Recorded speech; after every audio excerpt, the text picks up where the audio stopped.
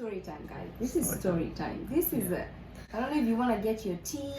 I don't know if you want to get your popcorn, because this is a sad story. So we had plans to fly to Kenya. Yeah. Long time since Faith's been home. It's been over 7 years since Faith has been home. I have never been to Kenya before, so this was gonna be my first time. So we're gonna surprise my parents in Kenya. They didn't know we were coming. So we told my sister when we booked the tickets, all that stuff. My grandmother, who has been here for 1 year, was supposed to go home with us because we were gonna take my grandma home. And you know when you're excited, when you're really excited because you're going somewhere. So I was very excited. I was telling everybody about my trip to Kenya because I was very excited. I was just like, I'm gonna see my parents finally. And we decided, you know what, we're just gonna tell them we're coming to Kenya.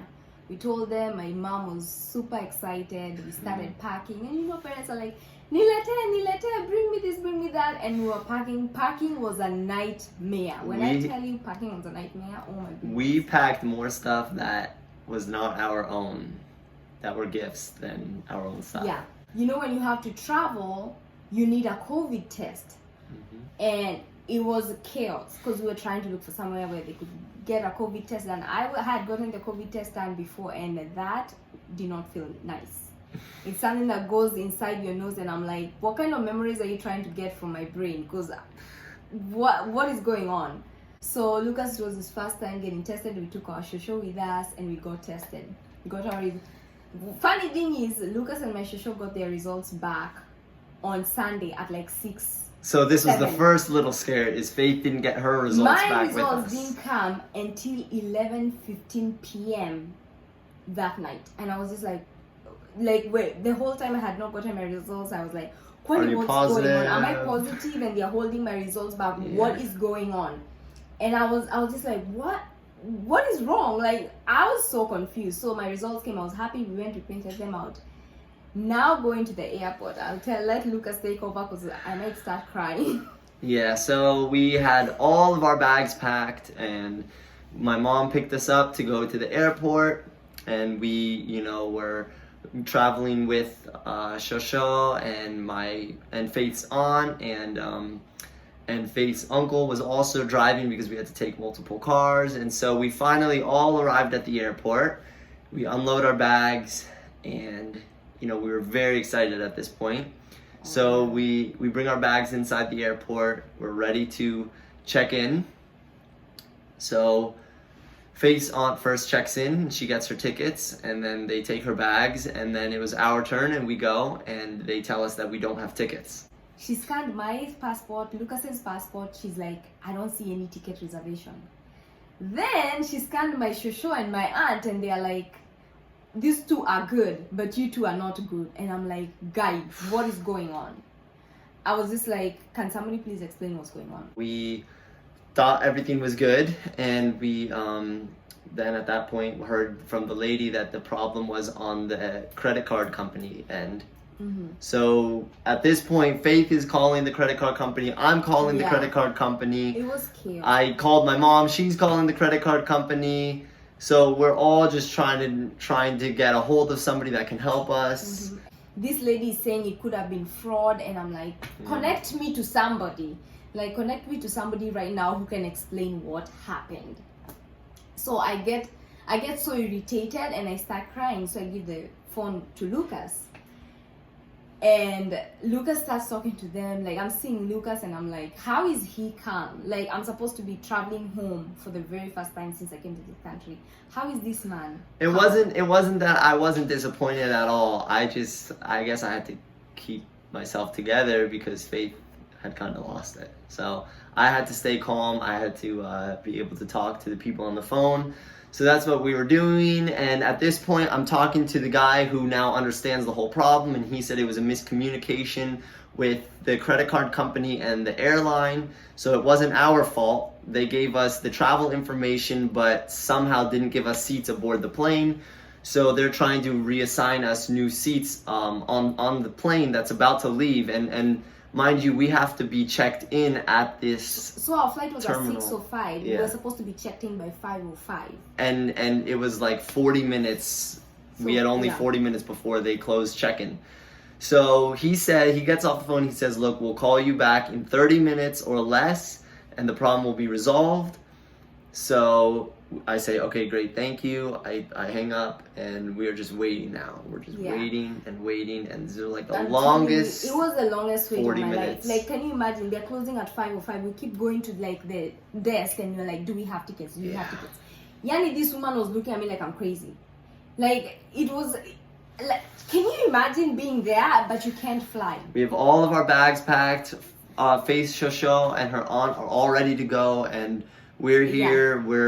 Her Faith's family is expecting us, and they're so excited. It's been 7 years since Faith had been home, my first time, and I couldn't believe it. and we, it's like 15 minutes left. They said they were going to call us, so we kept going up to the desk to ask if, we gave them our passports to see if we had tickets. They said still no tickets until it was like 5 minutes, 3 minutes, I'm telling 1 you, minute. when I saw 5:05 and then they started like cleaning up, they started rolling the carpet, they started, the things that divide. Mhm. They started taking those off. They started taking the things you'd like write your, like they started clearing out. When I saw that, and I was just like, I am not actually getting on this flight. I lost it completely. Aki, I lost it. I was just like, God, why would you bring me here to the airport to be this disappointed? Like, I could have stayed home. If you are late to the airport, let's say it could have been traffic, nifike 5:06, that would have been I'd been like, hata mimi kichwangu endani vizuri. I was there at 3. I can't I was like, God, why? Now I start questioning God. My uncle was with us. My uncle is like, it's okay, Faith, you will still go to Kenya. Kenya haihami, itakuwa tu hapo ukienda. I'm looking at him like, are you serious? So I went outside. I'm crying. There was this homeless man. This homeless man comes, he's asking for money. I was crying. So I was just like, I'm just gonna call my mom and cry and explain what happened. So I called my mom. My mom, I'm crying so much. My mom can't understand what's going on.